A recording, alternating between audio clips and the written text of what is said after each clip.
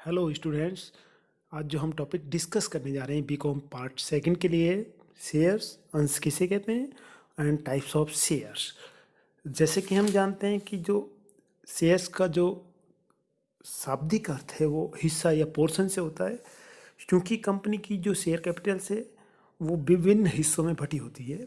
इस प्रकार अंश पूंजी वाली कंपनी की संपूर्ण पूंजी को निश्चित रकम के हिस्सों में विभाजित कर दिया जाता है या किया जाता है, वो अंश कहलाते हैं। फॉर एग्जाम्पल, यदि कंपनी की संपूर्ण पूंजी 10 लाख है और जो रुपये 10 की निश्चित राशि के 1 लाख अंशों में डिवाइडेड है, बटी हुई है, तो 10 रुपये की प्रत्येक इकाई को कंपनी का अंश कहा जाएगा। यानी हम कह सकते हैं the total share capital of a company divided into many units of small denominations, यानी कि जो कंपनी की संपूर्ण पूंजी है वो एक छोटी छोटी इकाइयों के एक मूल्य वर्ग में बटी होती है जो अंश कहलाती है। यदि कंपनी एक्ट 2013 के अंडर सेक्शन 284 की हम बात करते हैं, तो अंश से आशय एक कंपनी की अंश पूंजी के अंश से है तथा इसमें स्कंद भी सम्मिलित है।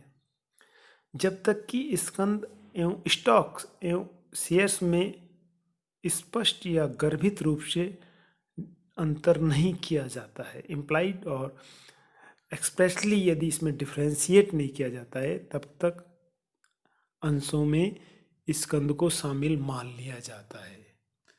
यानी कि शेयर में be defined as an interest in the company entitling the owner thereof to receive proportional part of the profit। यानी एक तरीके से जो शेयर है, जो अंश है, वो एक कंपनी में किसी भी शेयर होल्डर्स के इंटरेस्ट या हित को दर्शाता है, जो एक तरीके से कंपनी के लाभों में से अनुपातिक लाभ को प्राप्त करता है। और इसके अलावा यदि सेम टाइम कंपनी का लिक्विडेशन होता है या कंपनी का वाइंडिंग अप होता है, तो उस हिसाब से शेयर होल्डर्स कंपनी की संपत्ति में प्रोपोर्शनेट हिस्सा पाने का हकदार होता है।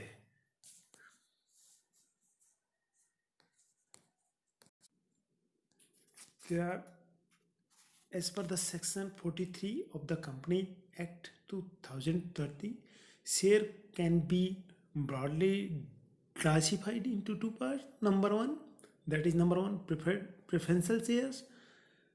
Your second one is ordinary equity share। यानी कि 43 के तहत साधारण या समतांश पहला प्रकार होता है। इसके अलावा सेकंड है जो उसका प्रेफरेंशियल शेयर या पूर्वाधिकार अंश होते हैं। पूर्वाधिकार अंश की बात करते हैं हम, तो पूर्वाधिकार अंश 2 शब्दों के कॉम्बिनेशन से बना है, यानी पूर्व प्लस अधिकार, जिसका अर्थ अन्य प्रकार के अंशों की तुलना में सबसे पहले जो अधिकार होता है उन्हें पूर्वाधिकार अंश कहते हैं। दूसरे शब्दों में हम बात करते हैं समता अंशों की अपेक्षा जिन अंशों पर विशेष स्पेशल राइट्स होते हैं उन्हें पूर्वाधिकार या अधिमान अंश हम कह सकते हैं। अंडर सेक्शन 43 सबसेक्शन 1 के अनुसार पूर्वाधिकार अंशों से आशय उन अंशों से है जिन पर लाभांश डिविडेंड्स प्राप्त करने तथा समापन की दशा में पूंजी के पुनर्भुगतान के संबंध में विशेष अधिकार प्राप्त होते हैं। यानी डिविडेंड्स का उनको एक स्पेशल प्रिविलेज होता है, और इसके अलावा कंपनी के वाइंडिंग अप की स्थिति में सबसे पहले रिपेमेंट की स्थिति में बोरोवर्स को भुगतान करने के बाद में जो शेष राशि का है भुगतान, वो प्रेफरेंशियल या पूर्वाधिमान या अधिमान अंशधारियों को किया जाता है। तो हम कंक्लूड कर सकते हैं कि पूर्वाधिकार जो अंश हैं वो 43 के अनुसार कुछ उनको राइट्स या स्पेशल प्रिविलेज प्राप्त होते हैं। दैट इज नंबर 1, निश्चित दर से लाभ प्राप्त करने का अधिकार इनको मिलता है। इसके अलावा पूंजी के पुनर्भुगतान का पूर्वाधिकार इनको प्राप्त होता है। अतिरिक्त लाभांश एडिशनल जो डिविडेंड्स हैं उनको प्राप्त करने का इनको अधिकार होता है। इसके अलावा वोटिंग राइट्स इनको नहीं दिए जाते हैं। वोटिंग राइट्स इन अंशधारियों को प्रत्येक विषय पर मतदान का अधिकार प्राप्त नहीं होता।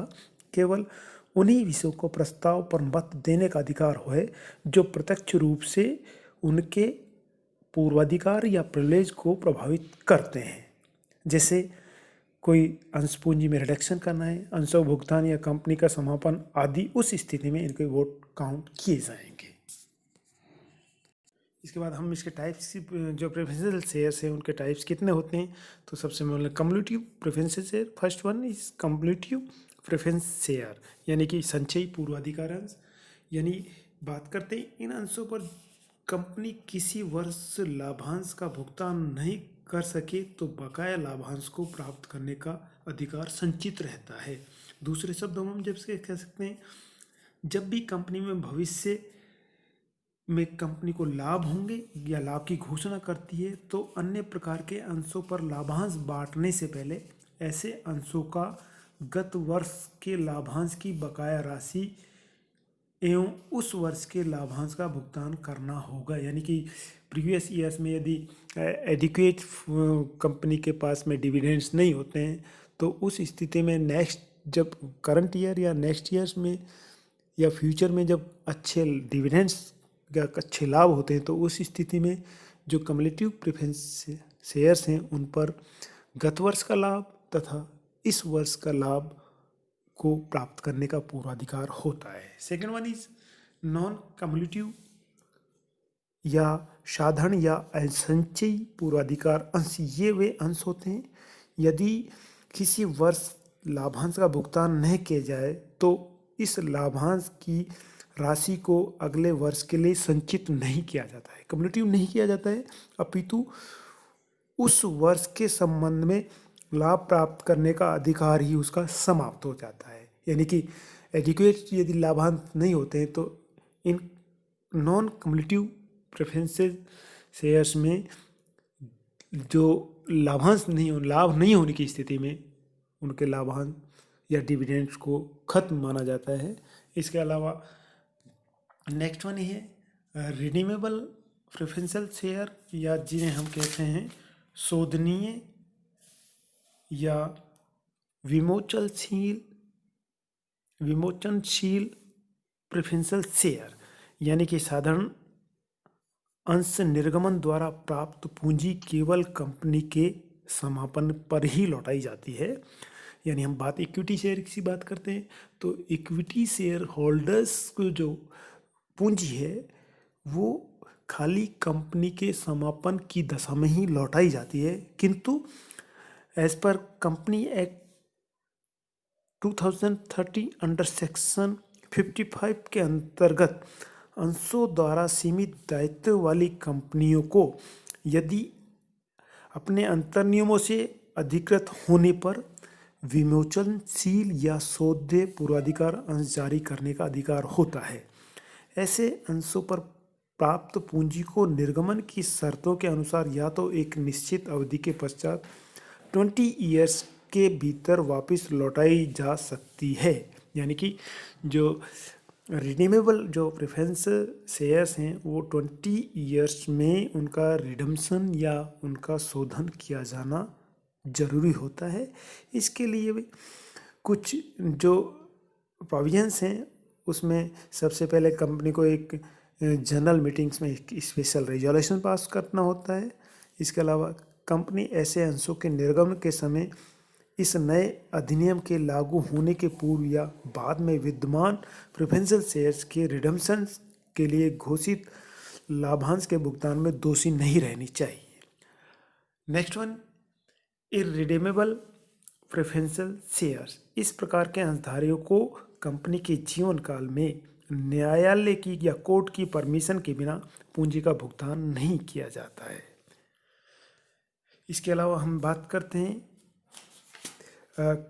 परिवर्तनीय पूर्वाधिकार अंश, जिन्हें हम कन्वर्टिबल प्रेफरेंशियल शेयर्स भी कहते हैं। ऐसे अंशधारी को एक निश्चित अवधि में या निश्चित तिथि के बाद यदि वे चाहें अपने पूर्वाधिकार अंशों को समता अंशों में परिवर्तित करने या कन्वर्ट करने का उनको हक होता है। वो अपने प्रेफरेंशियल शेयर्स को इक्विटी शेयर्स में कन्वर्ट करा सकते हैं। इसके अलावा नॉन कन्वर्टेबल प्रेफरेंशियल शेयर्स की बात करते हैं। ऐसे अंशधारियों को अपने पूर्वाधिकार अंशों को समता अंश में बदलने का अधिकार प्राप्त नहीं होता है।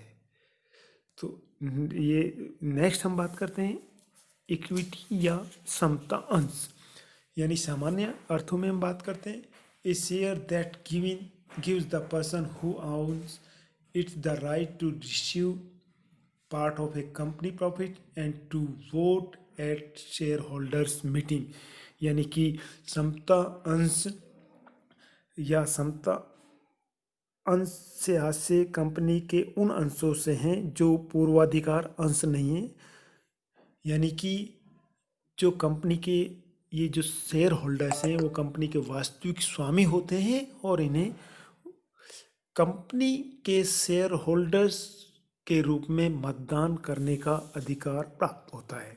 अंडर सेक्शन 43 सबसेक्शन 2 के अनुसार समता अंश वे अंश होते हैं जो पूर्वाधिकार अंश नहीं है, यानी कि हम बात करते हैं समता अंशों का मीनिंग से कि ये वास्तव में स्वामी होते हैं जिन्हें लाभ एवं समापन की दशा में पूंजी लौटाने में कोई प्रायोरिटी नहीं दी जाती है, लेकिन इनको वोटिंग्स राइट्स दिए जाते हैं।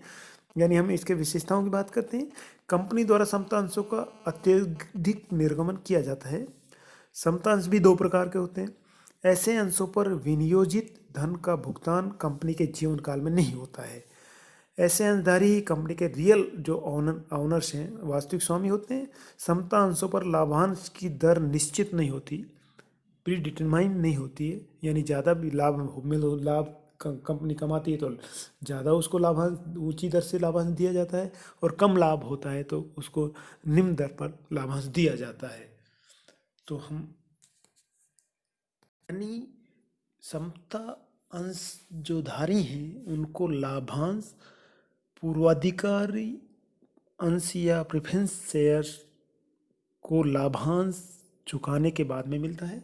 इसके अलावा दे does not gate a fix rate of dividend, लाभांश की दर या निश्चित दर से लाभांश प्राप्त नहीं करते हैं।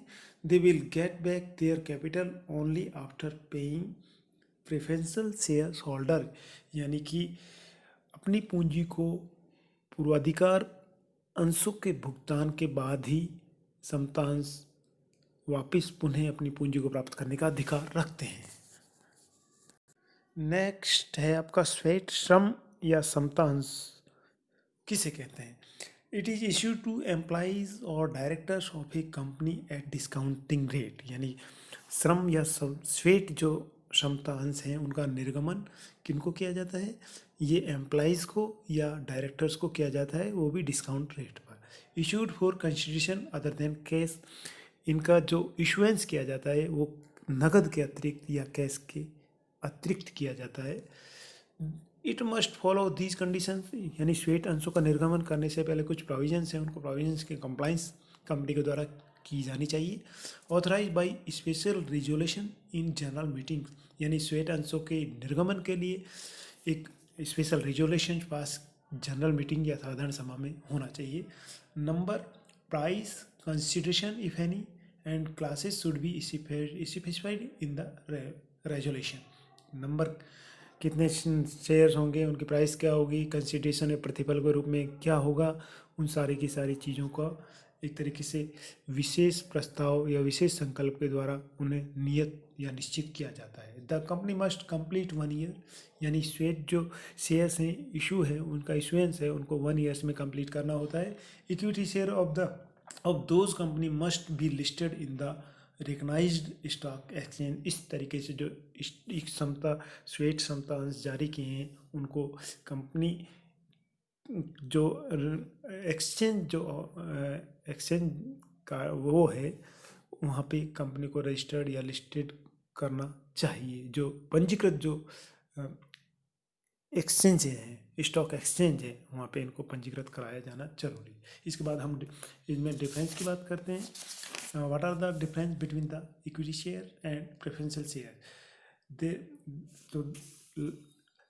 Number 1, nominal value is lower, यानी कि जो इक्विटी शेयर्स हैं उनकी जो वैल्यू है वो नॉमिनल या उनका अंकित मूल्य है वो कम होता है। इसके अलावा nominal value is higher.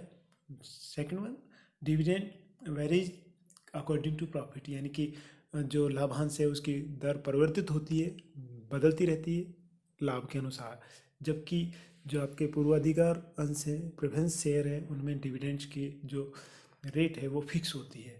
No right for the area of dividends, यानी कि जो समता अंशधारी हैं, समता अंशों में कोई भी लाभांश एरियर या कोई भी बकाया लाभांश नहीं दिया जाता है, जबकि community preference share get arrears, यानी कि जो संचयी शोध्य संचयी एक तरीके से पूर्वाधिकार अंश है, उनमें उनको जो बकाया एरियर है वो उनका बकाया एरियर कम्युलेटिव किया जाता है और उसका वर्तमान वर्ष में भुगतान वर्तमान वर्ष के लाभों के साथ एरियर का भी भुगतान किया जाता है।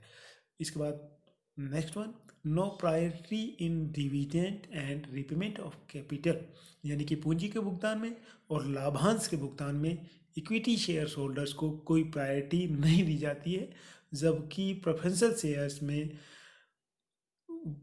डिविडेंड के भुगतान और रिपेमेंट ऑफ कैपिटल के भुगतान में इनको प्रायोरिटी दी जाती है। कैन नॉट बी रिडीम्ड, यानी इक्विटी शेयर्स वो रिडीम नहीं होते हैं, सौदे नहीं होते हैं, जबकि कैन बी रिडीम्ड, पूर्वाधिकार जो अंश हैं वो उनका शोधन किया जाता है। There is more risk in equity share but there is a lower risk in preferential share. Where in equity share there is a wider voting rights, यानी कि वृद्ध जो उनको राइट्स होते हैं, वोटिंग के राइट्स होते हैं, लेकिन लिमिटेड जो प्रेफरेंशियल शेयर्स हैं उसमें लिमिटेड वोटिंग राइट्स हैं, जो उनके इंटरेस्ट के पर्टिकुलर विशेष पर ही वोट देने का उनको राइट्स होता है। Control over management, equity share is control over management, management को कंट्रोल करते हैं। No control over the management, यानी कि प्रेफरेंशियल शेयर होल्डर्स का मैनेजमेंट पर कोई कंट्रोल नहीं होता है। इक्विटी शेयर हाई स्पेकुलेटिव, यानी उच्च सट्टे वाली एक तरीके से रिस्क होती है इसमें, जबकि लेस स्पेकुलेटिव, जोखिमें कम होती हैं। इसके अलावा नेक्स्ट बात करते हैं, ready to take risk and to get greater dividend prefer this, इनके जो इक्विटी शेयर होल्डर्स हैं वो जोखिम ज़्यादा लेते हैं, तो उस स्थिति में उनको अधिक लाभांश की प्राप्ति हो सकती है। इसके अलावा not ready to take risk and accept steady income prefer this, यानी कि ये ज़्यादा जोखिम नहीं लेते हैं। पूर्वाधिकार जो प्रेफरेंशियल शेयर्स हैं उनमें ज़्यादा जोखिमें नहीं होती है, बट एक स्टडीली एक कंटिन्यू जो एक रेगुलर इनकम है उनकी वो एक्सपेक्टेशंस रहती है। Where is equity shares interested जो, तो सभी को बहुत बहुत धन्यवाद। नेक्स्ट वीडियो में एक बार पुनः मिलेंगे। धन्यवाद।